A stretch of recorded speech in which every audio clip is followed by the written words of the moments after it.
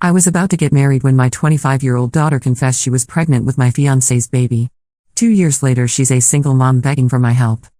I, 45F, never thought I would be posting something like this here, but I really need to get this off my chest.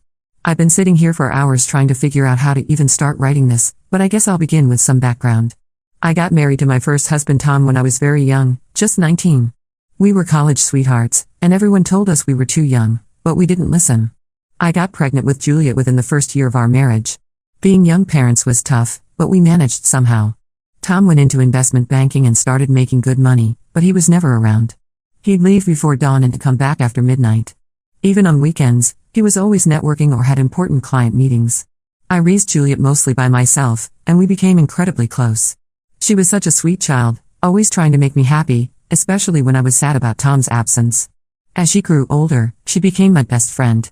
We would have movie nights when Tom was working late, which was pretty much every night. We went shopping together, had spa days, and told each other everything. At least, that's what I thought. Tom and I finally divorced 5 years ago. It wasn't dramatic, we had just grown so far apart that we were basically strangers living in the same house. The divorce was amicable, and we split everything fairly. Tom moved to a different city for work, and Juliet stayed with me while finishing college. After the divorce, I threw myself into my career. I had gotten my MBA while still married, but I had never really used it because Tom's income was enough for us. I started working at a corporate consulting firm and worked my way up pretty quickly. That's where I met Keith. Keith was different from Tom in every way. He was attentive, present, and actually wanted to spend time with me. He would bring me coffee in the morning just the way I liked it, leave little notes on my desk, and actually listened when I talked about my day. We started dating 3 years ago, and it felt like I was finally getting my second chance at happiness. The best part was how well Keith got along with Juliet. She was 22 when we started dating, and I was worried it might be awkward, but they hit it off immediately. They shared the same taste in music and books, and Keith would often help her with career advice since she was just starting out in marketing. I was so grateful that my daughter and the man I loved got along so well. Looking back now, I realize they got along a little too well. Keith proposed 6 months ago during a weekend trip to the beach. It was perfect, sunset, waves crashing, and a beautiful ring. When we told Juliet, she seemed thrilled. She immediately offered to help with the wedding planning, saying she wanted it to be perfect for me because I deserved it. She even insisted on being my maid of honor, saying she couldn't imagine anyone else standing beside me on my special day. Since I was busy with a big project at work, Juliet and Keith took charge of most of the wedding planning. They would spend hours together picking out flowers, meeting vendors, and arranging everything. I thought it was sweet how much effort they were putting in to make my day special. God, I was so blind. Yesterday, just one day before the wedding, everything fell apart. I was at home, going through my vows one last time when Juliet showed up. She looked terrible, her eyes were red and puffy, and her hands were shaking. At first, I thought she was having second thoughts about her speech or something wedding-related. I wish that had been the case. She sat down on the couch and started crying. I tried to comfort her, but she pulled away. Then she said the words that destroyed everything, "Mom, I'm pregnant. It's Keith's baby." I thought I had misheard her. I asked her to repeat what she'd said, hoping I was having some sort of stress-induced hallucination. But she said it again, and this time she added that she and Keith had been seeing each other for the past 4 months. She said it started innocently, just talking during wedding planning sessions, but then they started meeting for coffee to discuss wedding details, which turned into lunch dates, and then I felt like I couldn't breathe. I called Keith immediately and told him to come home. He must have heard something in my voice because he said he'd be there in 15 minutes. Those 15 minutes were the longest of my life. Juliet sat there crying while I stood by the window, feeling like my whole world was collapsing. When Keith arrived, I expected him to deny everything. Instead, he walked in, took one look at Juliet's tear-stained face, and said, "You told her." Just like that, as if we were discussing the weather. I lost it. I started screaming at him, asking him how he could do this to me, how long this had been going on, if he had ever really loved me or if I was just a way to get close to my daughter. He tried to explain, saying he hadn't planned for any of this to happen.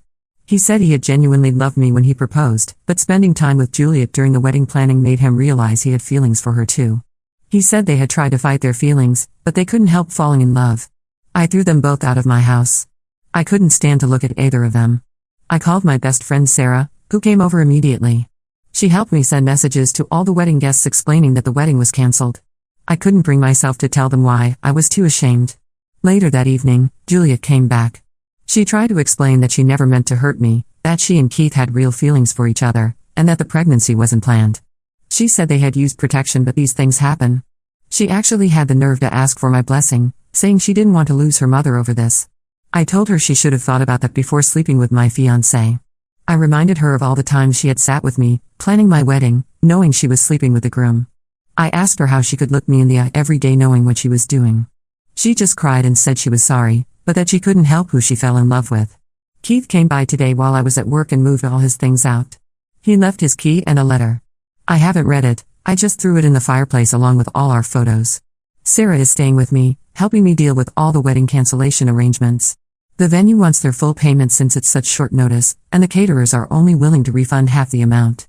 I've blocked both Keith and Juliet's numbers. I can't stand to look at my social media because there are still photos of us together, the three of us at Christmas, at Keith's birthday party, at our engagement celebration. Every memory is now tainted by their betrayal. The worst part is knowing that while I was planning my wedding, my daughter was sleeping with my fiancé. While I was writing my vows, they were planning their future together.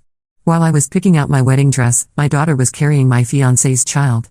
I don't know how to move forward from this. Everything in this house reminds me of them.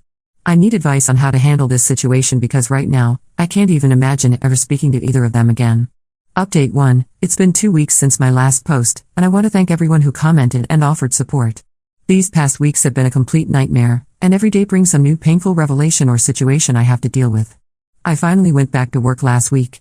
I couldn't take any more time off without having to explain the real reason to HR, and I needed something to distract me from constantly thinking about what happened. The first day back was horrible. Keith works on the same floor, and even though I requested a transfer to a different department, I still have to see him occasionally in the hallways or the cafeteria. Every time I do, I feel physically sick. My colleagues keep asking about the cancelled wedding. Some are genuinely concerned, while others are just fishing for gossip. I've been telling everyone that Keith and I realized we wanted different things in life, which is probably the understatement of the century. A few people who worked closely with Keith and me have noticed the tension, and there are whispers going around.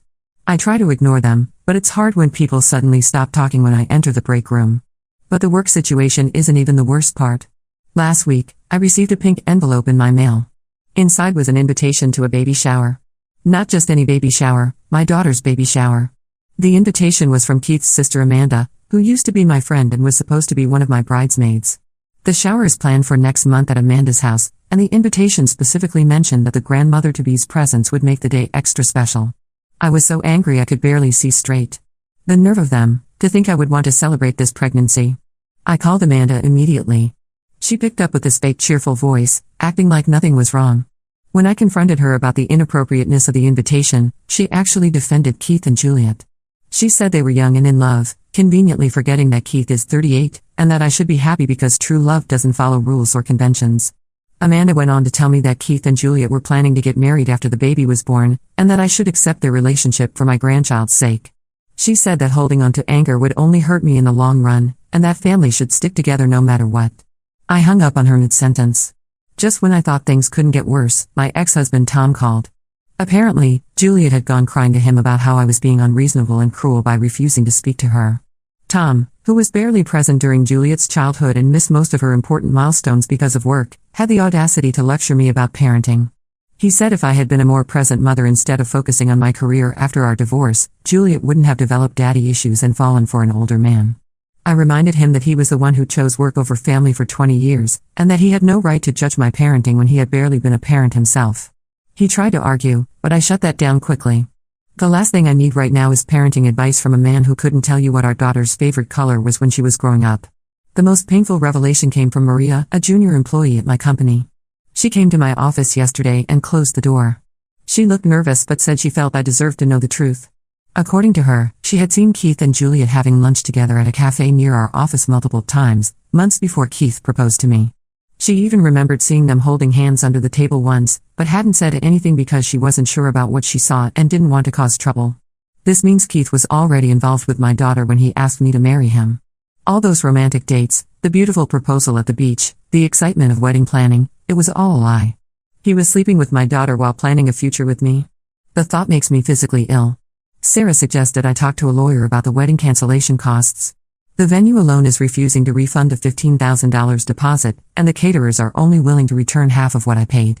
Keith sent me a check for half the total cost last week, but I tore it up and mailed the pieces back to him. I don't want his money. I've been selling things to cover the costs, including the engagement ring he gave me. It feels fitting somehow, selling the symbol of his lies to pay for the wedding that never was. The hardest part is dealing with mutual friends who keep trying to mediate. They say I'm being too harsh, that I should try to understand Juliet's perspective because she's young and in love. But she's 25, not some teenager who doesn't understand right from wrong. She knew exactly what she was doing every time she met Keith behind my back, every time she sat with me planning my wedding while carrying on an affair with my fiancé. Some friends have suggested family counseling, saying we need to work through this for the sake of the baby. But I can't even think about the baby right now. The thought that my grandchild was conceived while my daughter was betraying me is too painful to process. I know eventually I'll have to deal with all of this, but right now, I just need space to grieve the loss of 2 relationships I thought would last forever. Update 2. 6 months have passed since my last update, and the situation has taken an unexpected turn. Yesterday, I received a message on Facebook from someone named Rachel. She introduced herself as Juliet's friend from college and said she had something important to tell me about my daughter and Keith. At first, I was hesitant to respond. I've been trying to move forward with my life and hadn't spoken to either Juliet or Keith in months. But something about Rachel's message seemed urgent, so I agreed to meet her for coffee. What she told me changed everything. According to Rachel, Juliet had been dating someone else when she started seeing Keith, a guy named Mike from her office. They had been together for about 6 months, and Juliet suspected she was pregnant with Mike's baby even before she started pursuing Keith. Rachel showed me screenshots of conversations where Juliet had confided in her about the pregnancy. The messages were from about 7 months ago, right around the time she and Keith started their affair. In them, Juliet admitted that she had calculated the dates and knew the baby couldn't be Keith's, but she saw an opportunity. She told Rachel that Mike was struggling in his career and still lived with roommates, while Keith was established and successful. She thought Keith would be a better provider for her and the baby. Rachel showed me more messages where Juliet detailed how she deliberately got closer to Keith during the wedding planning, knowing he was attracted to her. She had planned the whole thing, using the pregnancy as a way to trap Keith because she had developed feelings for him and thought he would be a better father figure than Mike. I felt sick reading these messages. Not just because of Juliet's manipulation, but because I remembered how Keith had lost his job 2 months ago due to company downsizing. He had been the primary earner in their relationship, and I heard through mutual friends that they were struggling financially. Before I could process all this information, I received a call from Amanda, Keith's sister. She wasn't her usual self-righteous self this time. Instead, she sounded worried. She told me Keith and Juliet had been fighting constantly since he lost his job. Keith had started drinking heavily and was becoming increasingly paranoid about the pregnancy, questioning the timing and demanding to know more about Juliet's past relationships. I debated for days about what to do with this information. Part of me wanted Keith to suffer the same betrayal I had experienced. After all, he had chosen to pursue a relationship with my daughter while engaged to me. But another part of me felt he deserved to know the truth about the baby. Finally, I created an anonymous email account and sent the screenshots to Keith without any additional message. I didn't want to get involved directly, but I couldn't keep this information to myself either. 2 days later, Juliet showed up at my door. She looked terrible, like she hadn't slept in days. Her eyes were swollen from crying, and she was shaking. She told me Keith had confronted her about the baby's paternity and then things had gotten ugly. He had demanded a paternity test and kicked her out when she refused to take one immediately. She tried to justify her actions, saying she really had fallen in love with Keith and that's why she lied about the baby. She claimed she was going to tell him eventually but was afraid he would leave her if he knew the truth. She begged me to help her, saying she had nowhere else to go. I listened to her sob story without saying a word. When she finished, I asked her if she remembered the day she told me about her affair with Keith. I reminded her how she had stood in this same spot, crying and begging for understanding, claiming that love doesn't follow rules. I asked her how it felt now that karma had caught up with her. She tried to defend herself, saying she knew what she did was wrong but she was scared and confused. She said she really did love Keith and thought they could be happy together. I told her that real love doesn't start with lies and betrayal. Before she left, she asked me if I had been the one to send the screenshots to Keith. I didn't answer, but I think she knew. She looked at me one last time and said she was sorry for everything, but I just closed the door. I had heard enough apologies to last a lifetime. The next day, I heard from Amanda that Keith had moved out of their apartment and was staying with a friend. He's insisting on a paternity test, and Juliet has finally agreed to take one. I don't know what will happen next, but I feel oddly at peace. Sometimes the truth has a way of coming out, no matter how hard people try to hide it.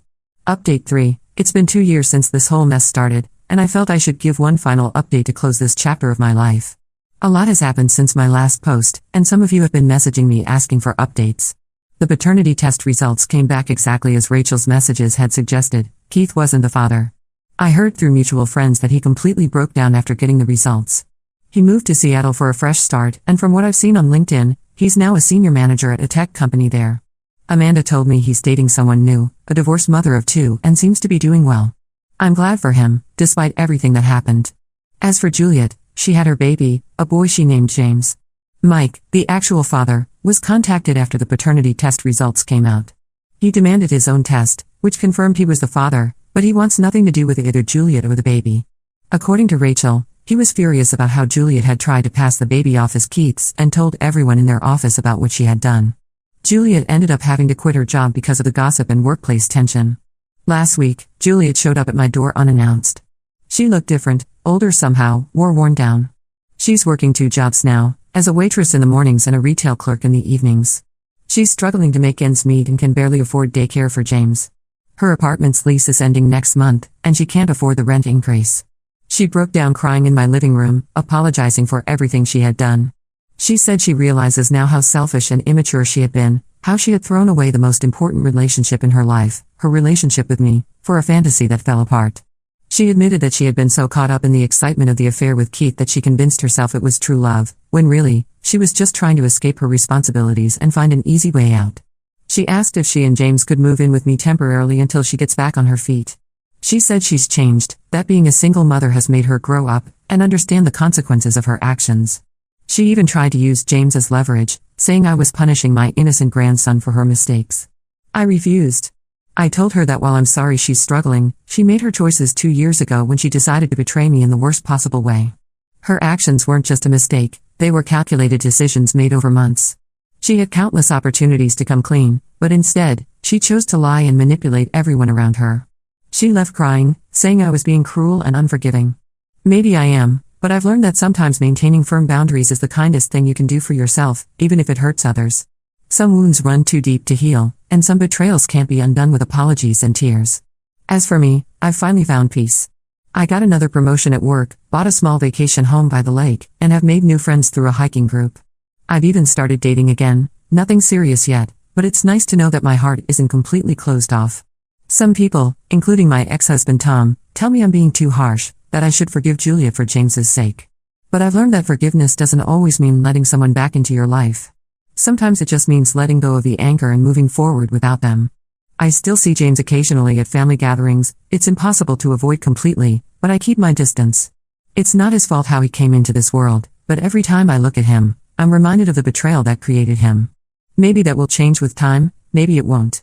For now, I'm focusing on my own happiness and healing, and that's enough.